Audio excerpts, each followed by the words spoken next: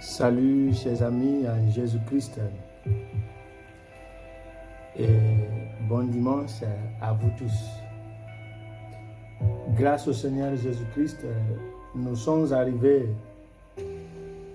au 26e dimanche du temps ordinaire de l'année A. Et nous méditons autour du thème « Le danger de vivre pour impressionner ». Le danger de vivre pour impressionner. L'Église nous propose la prophétie d'Ézéchiel chapitre 18, versets 25 à 28. La lettre de Saint Paul aux Philippiens chapitre 2, versets 1 à 11. Et l'Évangile selon Saint Matthieu chapitre 21, versets 28 à 31. La vraie identité de l'homme et qui il est ou ce qu'il fait ou ce qu'il fera lorsqu'il n'est pas supervisé ou lorsqu'on lui dira qu'il n'y aura pas de redevabilité, ça veut dire qu'il ne rendra pas compte. Notre croissance inclusive, soit spirituelle, soit morale, soit académique, soit sociale, soit familière, etc., ne sera jamais authentique tant que la vraie identité ne se manifeste pas. C'est la vraie identité de l'homme qui a besoin d'aide. Et c'est sur cette base qu'un être humain s'épanouit. La profession de foi sans un acte de foi, c'est de l'hypocrisie.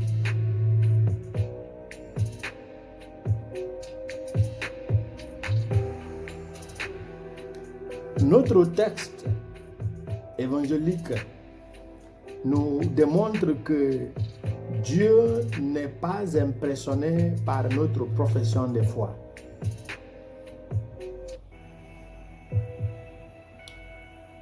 Il s'intéresse à notre action pratique. Le souhait, le désir, la promesse ou la programmation restent de simples abstraits tant qu'ils ne se traduisent pas en action visible. Je souhaite être, je promets faire. Dans le récit d'un homme avec deux fils, il nous a été dit que le premier qui avait refusé d'aller travailler dans la vie de son père s'est converti et enfin y était. Par contre, le deuxième qui avait accepté et promis d'y aller n'y était pas au finish. Le sens de cet évangile rejoint celui du dimanche passé, dans le fait qu'il nous parle toujours qu'au dernier jour, les premiers seront les derniers et les derniers seront les premiers. Cette idée est captée ainsi. Amen, je vous le déclare, les publicains et les prostituées vous précèdent dans le royaume de Dieu. Car Jean-Baptiste est venu à vous vivant selon la justice et vous n'avez pas cru à sa parole. Tandis que les publicains et les prostituées y ont cru. Mais vous, même après avoir vu cela, vous ne vous êtes pas repentis pour croire à sa parole. Matthieu 21, versets 31 à 32. Un acte de foi, c'est la validité d'une profession de foi. La profession de foi nourrit la tête ou la pensée humaine. Mais l'acte de foi nourrit le cœur ou l'âme. C'est en fait ce cœur ou cette âme qui cherche Dieu et qui le trouve et non pas la tête. Si nous désirons trouver Dieu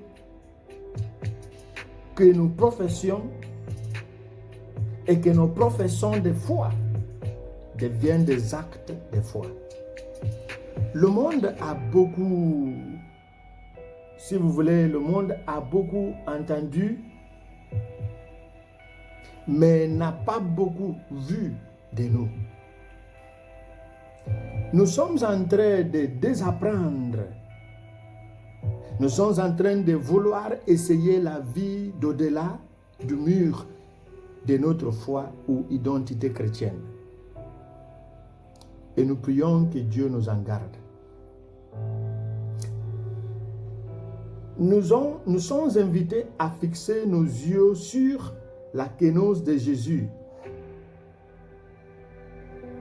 à travers l'humilité qui montre notre exaltation. Dans l'épître aux Philippiens,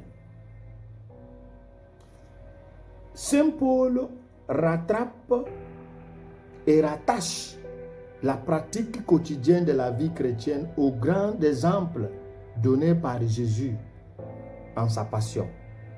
C'est parce que le Fils de Dieu s'est anéanti jusqu'à la mort de la croix que les chrétiens doivent vivre dans l'humilité.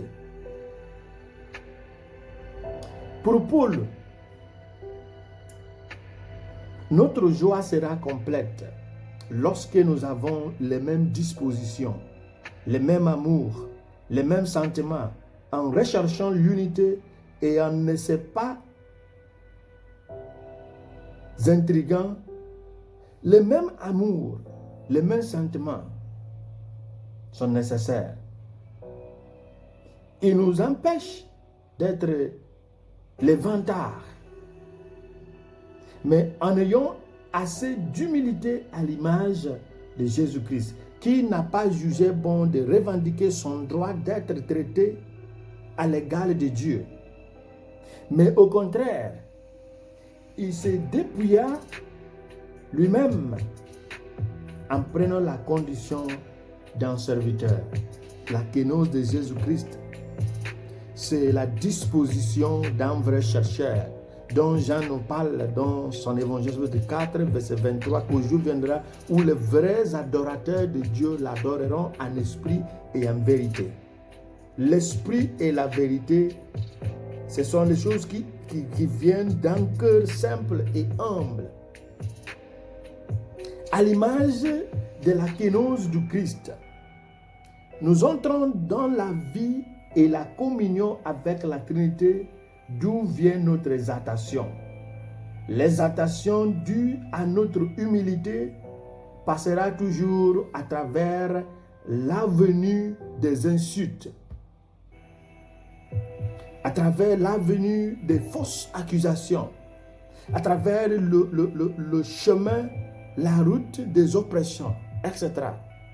Et non pas simplement à cause de notre profession de foi, mais aussi et plus particulièrement à cause de notre acte de foi. Ce n'est pas forcément la profession de foi qui cause le problème, c'est l'acte de foi. La mise en pratique de la conviction de la profession de foi, c'est ce qui fait la différence. Je crois, il croit, nous croyons, vous croyez. Ça c'est simple, ça ne cause pas de problème.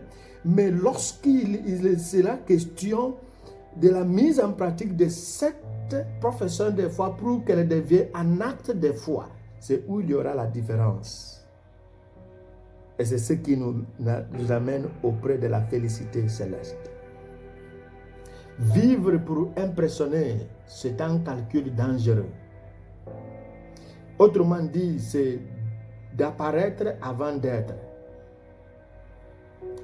Mener une vie dans une logique de calcul continu, c'est vivre dans l'auto-tromperie. Tôt ou tard, lorsque nous perdrons la force de calcul ou de déguisement, notre vraie identité se dévoilera. Et ce sera une grande honte et un grand retard incapable de se rattraper. Dieu qui ne désire pas la mort d'un méchant nous invite au seuil de sa miséricorde. Le danger est de vivre pour impressionner. Chers frères et sœurs, le problème de toute forme de retard, ce qui le poussera beaucoup à se décourager, à démissionner, à changer la vie et à transhumer. Leur état de la parousie n'est pas différent. Leur état n'est pas différent. Leur état est aussi quelque chose qui a des effets sur notre vie et dans nos façons d'agir. Raison pour laquelle nous devons nous efforcer à lutter contre toutes les tendances à nous décourager. Car il est écrit, la conduite du Seigneur est étrange. N'est-ce pas plutôt la vôtre?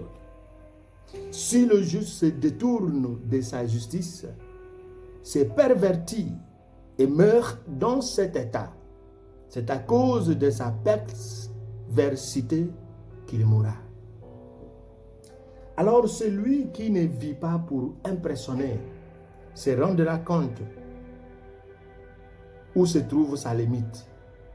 Il saura vraiment qui il est, quoi il est capable de faire, qui il n'est pas, quoi il n'est pas capable de faire. Que Dieu nous donne la grâce d'être avant de paraître. Au nom du Père et du Fils et du Saint-Esprit. Amen.